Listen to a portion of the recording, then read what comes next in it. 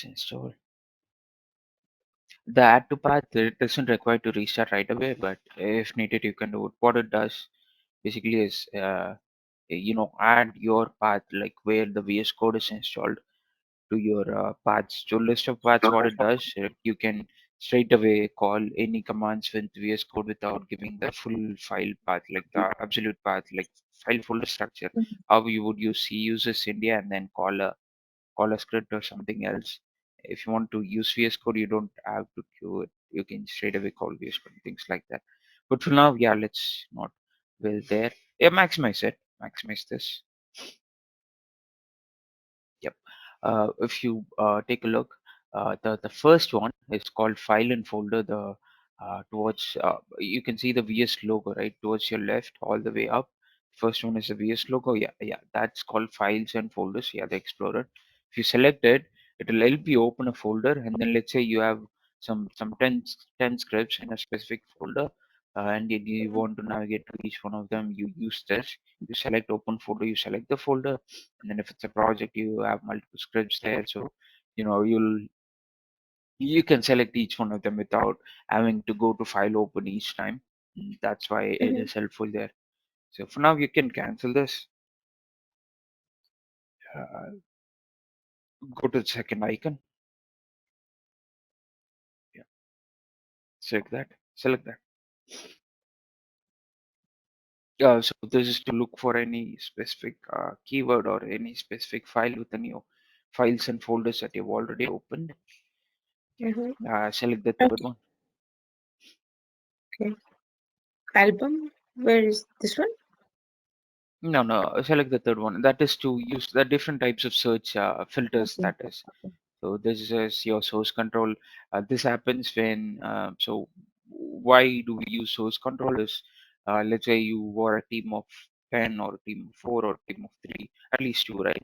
So each one of you might be working on a, let's say I created a script today, and two India and some other one, or even myself, want to do some changes. I want to add a specific function and you want to do something else on your own as well. Like how it works is there is a stable version, and two of us can keep working on a different functions. What will happen is we'll create different branches. So basically, our code, for us to not run into issues, for us to both commit whatever functions or any change that we do to the script. In those cases, Git will be helpful because both people, many people can work on the same stable code and create their own functions and then later integrate without someone else. Let's say if we aren't using this, if you're using that code and I can't do it because you're still working on it, unless you're done with it, I can't start my work, right? So things like that, Git will be helpful. I'll cover how to download Git later, but for now, select the fourth icon. Yeah, I know actually Git Nice. repository You're and using it? yes, I use source tree, Bitbucket. All the Nice. Okay. The fourth one, yeah. Run and debug. So what this helps you is, mostly, let's say, even for partial, you're in let's say a loop, a for loop, and then there's about 100 items in that for loop. You have to iterate like 1, 2, 3 till 100, right?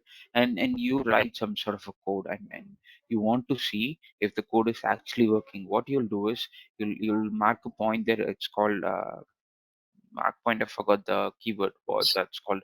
Whichever line you want to watch out for, you can select it, or you can even mention your variable names which with which you want to see what values work, or what it shows, or what the code actually does. So what happens is, if you select a breakpoint, yeah, that's a keyword. If you select a breakpoint inside your for loop, and then you run into debug, what will happen is, for each of the item in over the array you're passing it, whatever value it is getting passed on the, let's say you create a variable called my variable or my var, and what happens to my var for each of item in the for loop. If you want to see this, if you want to troubleshoot your code, so let's say it breaks at a certain point, you want to see what actually happens, or you want to keep different breakpoints where you can see what happens on this set of code, what happens in this line of code, and things like that. This will help you troubleshoot your own code. And if you write a lot of lines, right, over 100 or something, and you don't know where it breaks and you want to see Mhm. that, run and debug will help you, because it'll, if you mark points and if you mark variables, Mhm. it'll show you what value is being passed to it, and then you can see. And if there is any error within that specific variable, or that specific for loop, or a conditional statement, or any statement for that matter, you can work Yeah. on that line alone, and then later do changes. That's where run and debug helps you. Now go Okay. the fifth one. Yeah, the fifth icon. So basically, search extension in marketplace. This is where you come whenever you want to install a new extension. For now, it's partial. So what it basically does is what it shows on the screen. So it's showing you Python and C sharp, C plus plus, and things like that, right? So Mhm. it'll help you install that extension, so that when you type code in that specific language, let's take Python, for example. If you type anything in Python, it won't recognize you. VS Code, what it basically do is it will suggest you. Let's say if you want to use try catch, or if for Mhm. loop, or if else anything, it'll help you write it. Like, it will create that syntax for you. It will create an empty if condition. It will create an empty for loop for you if you tab, and then those suggestions Mhm. will be shown only in IDEs. IDEs called, they call these pieces of softwares. There are different IDEs, but for partial, Visual Studio Code is better. Yeah, go install the partial.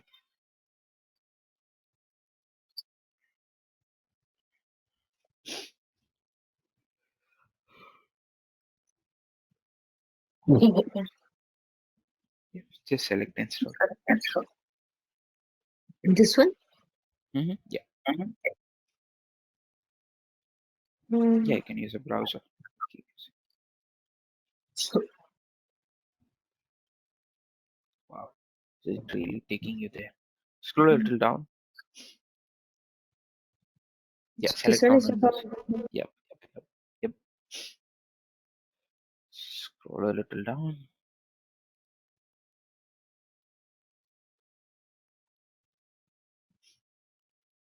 Yeah, scroll a little down. So this so Powershell using when get most probably will use that. Okay, wait. No, this is to install Powershell in itself. Yeah, go to the VS Code. Yeah, yeah, I Okay. think it's a version mismatch. It's looking for Powershell version 7 and you don't have it. Um, PowerShell. Scroll all the way up. This is get started, right?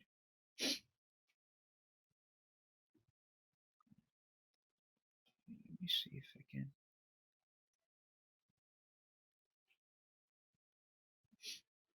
Select the partial again from the extensions pane. No, in the towards your left. Yeah, select that. Mhm. Okay, it is installed. You can see it. Mhm. I think it throw an error because it is looking for version 7, and it might be having version 5. Version 7 is the new one, so there might be some sort of issues that it ran into. No problem. We can verify it. What you need to do is go to file all the way to, yeah, new file, new file. Yeah.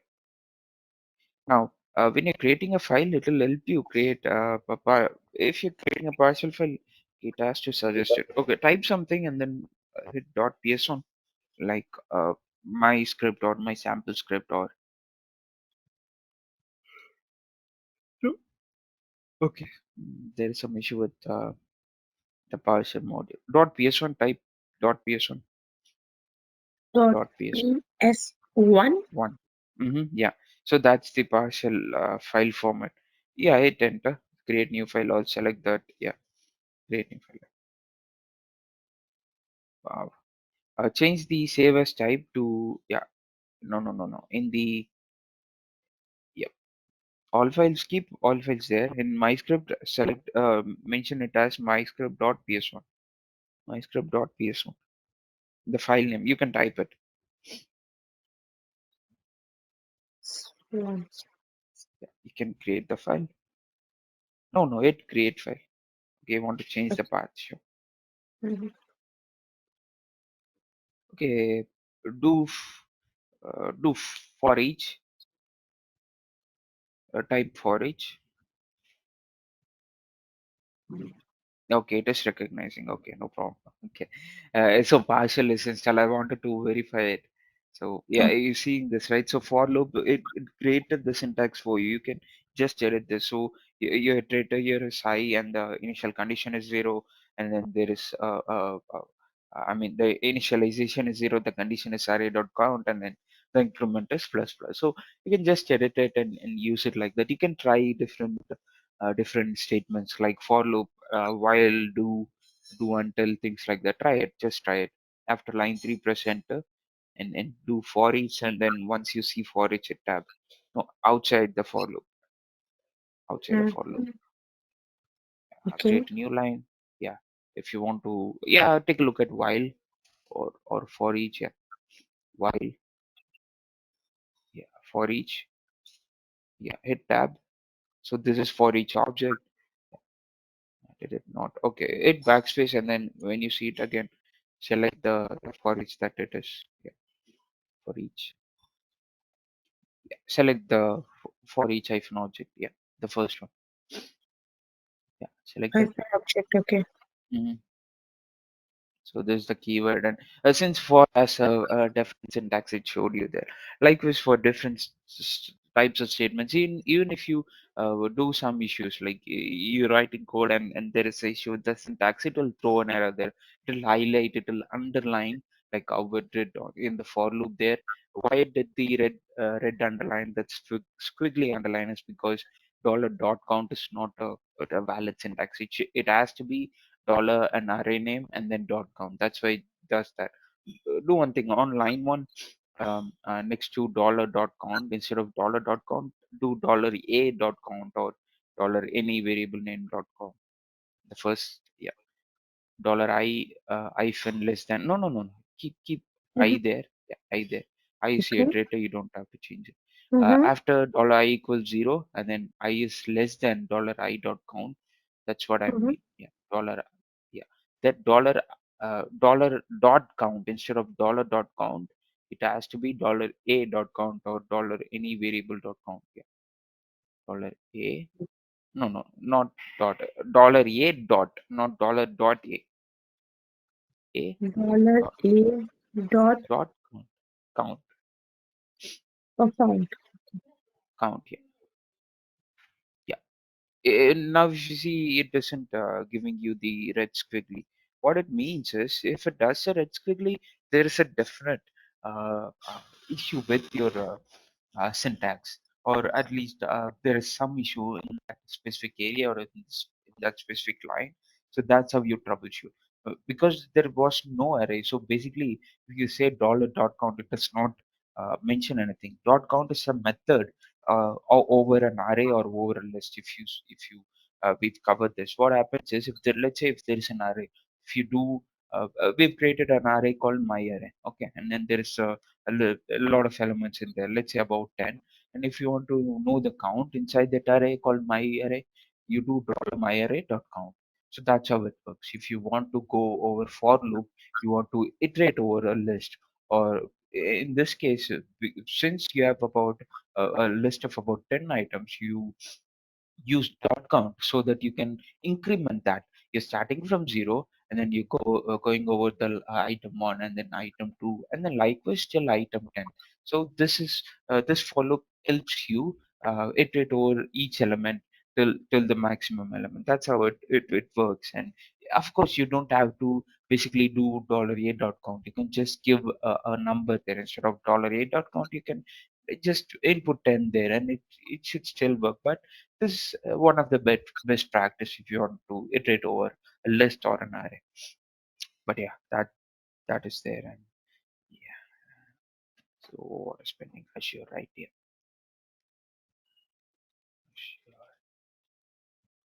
Sure. Let me know if you have any questions, if I was clear there, or if you have questions with what I have covered till No,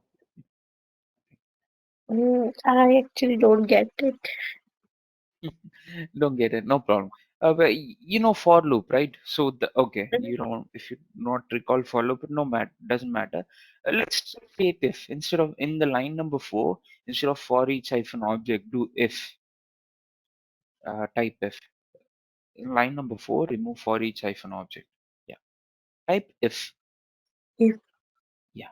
Now open and close your normal brackets. Yeah. If open and close. Yeah. Yeah. Now inside that. Give a number, type a number,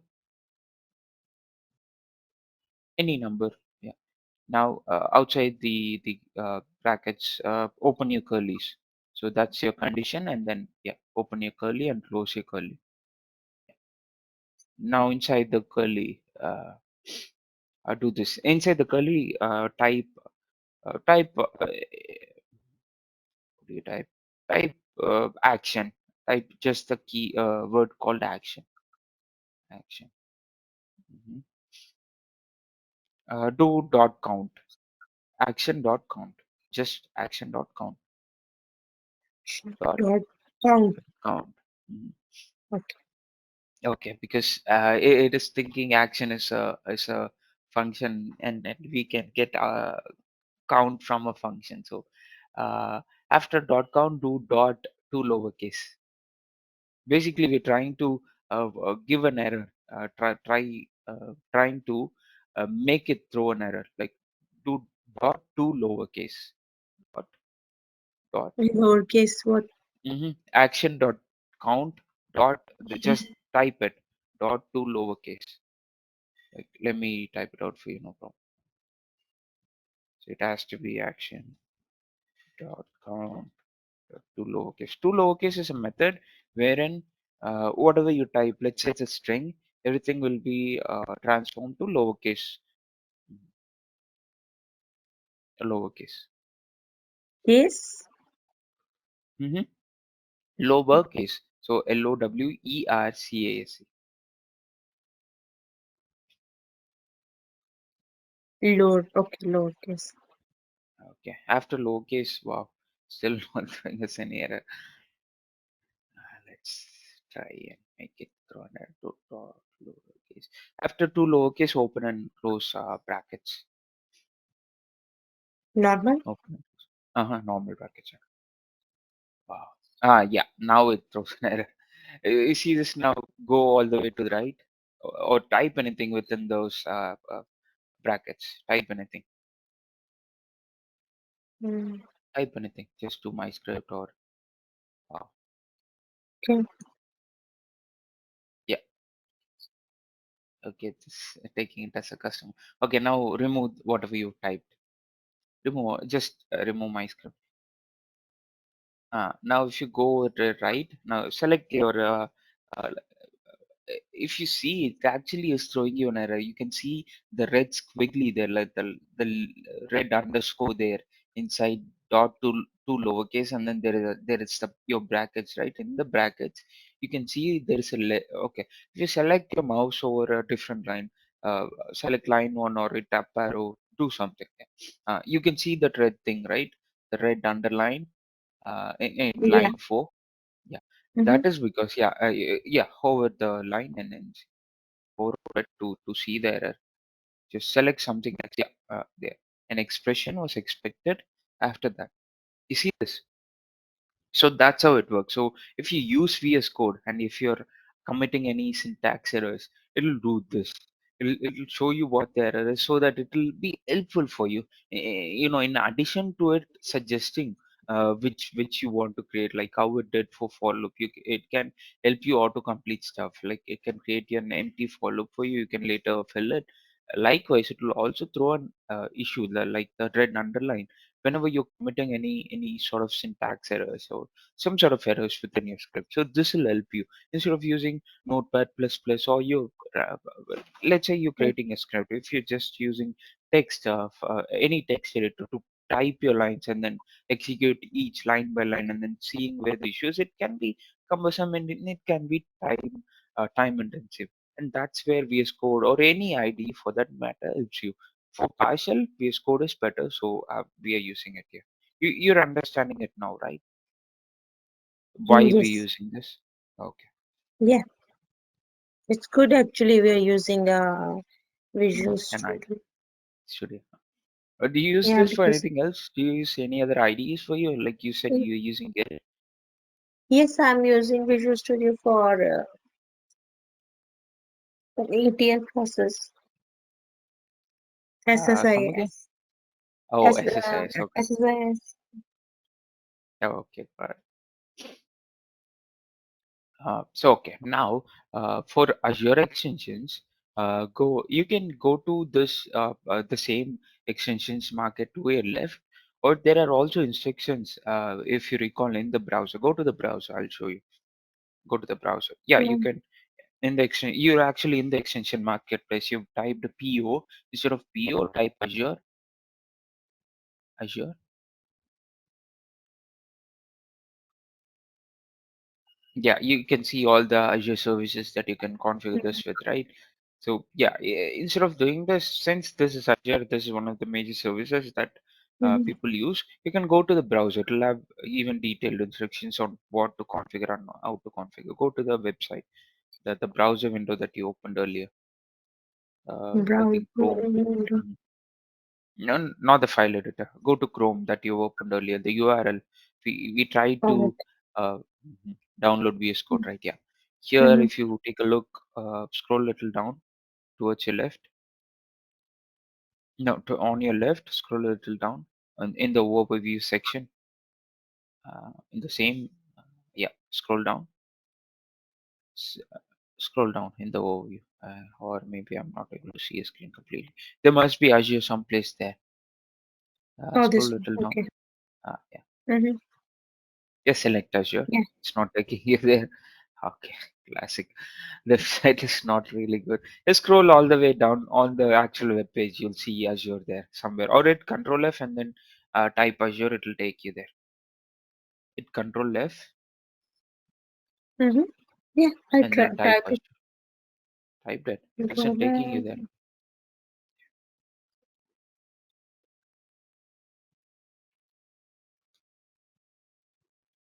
Yeah, hit Enter. Again. Yeah, select that extensions. Yeah, select that. It'll take you mhm, to the instructions. Scroll it down. So Azure has a lot of services, right? So, but it is better if you take a look at their actual website to read documentation on how to install and if there's any issues. Scroll a little down. So this is Azure App Service and Azure Functions, and there are different services they offer, like the ARM if you're into DevOps, Functions if you're into development, and the databases. Databases might be closer to you. I think there's also Azure SQL. Um, Mm-hmm. okay, things like that. This will help you if there is any certain specific instructions on how to install, or if you want to download the extension even from the website itself and then later integrate, you can use these. Yeah. So this is for Azure extension. So let's look at Should I go back to Visual? yeah, back to structure. See if anything in this is helpful for you, or type Azure SQL in the search.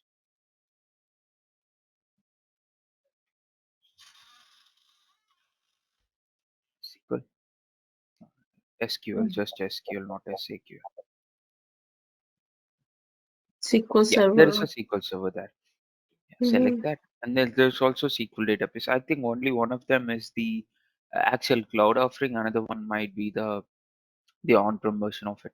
Yeah, Azure SQL is the cloud one. Yeah, the first one. Go to the first Mm-hmm. one. Yeah, it does say Azure SQL, right? So yeah, it is the cloud. So you can install it if you.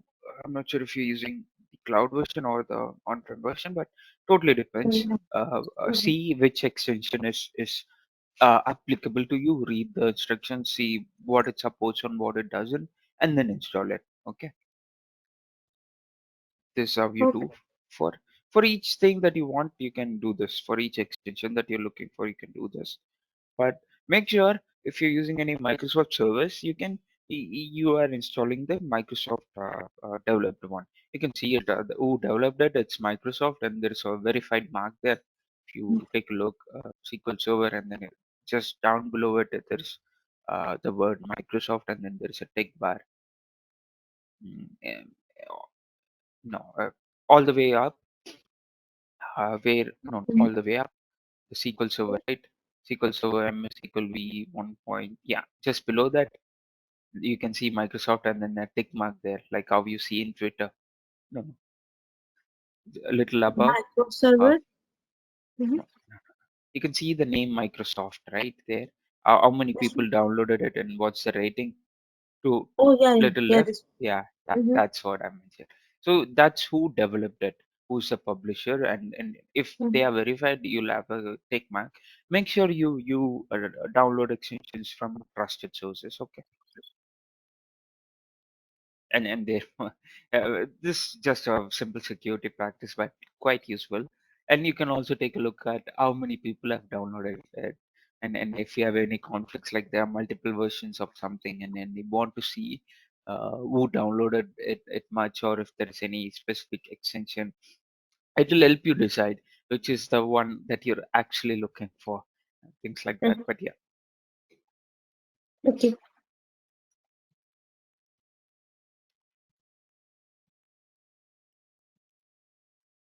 And now the GitHub repository.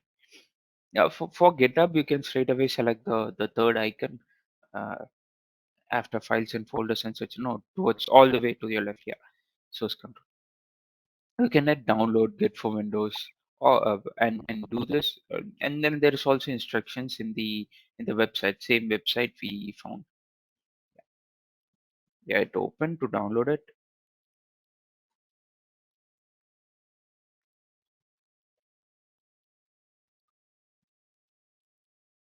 So if you're most probably you'll have 64-bit Windows. If you're not sure, take a look at your system settings and then you'll know.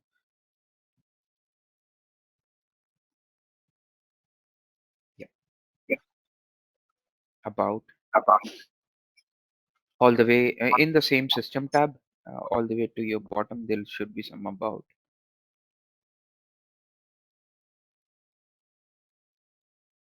Yep, you can see it's 64-bit operating system and 64-bit processor. So yeah, you'll download the 64-bit version.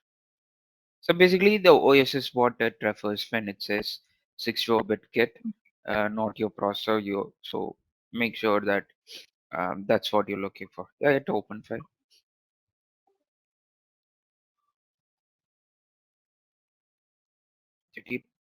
Okay, it makes and install it.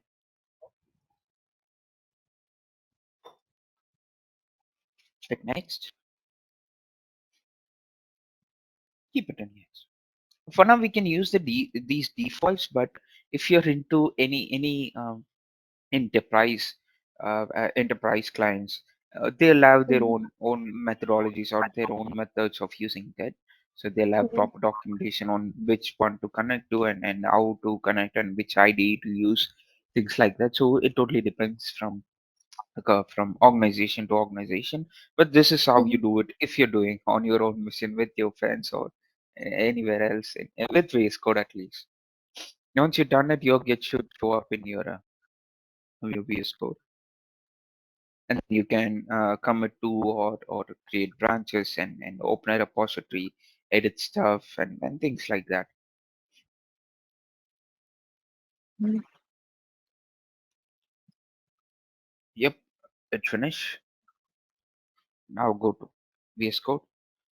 You can skip it. It'll show you the README file. Go to VS Code. Wow, it's still not there. After, yeah, it is asking you to reload. If you take a look in the Git section after download Git for Windows, that icon, it says after installing, please reload or troubleshoot. So yet reload, yeah.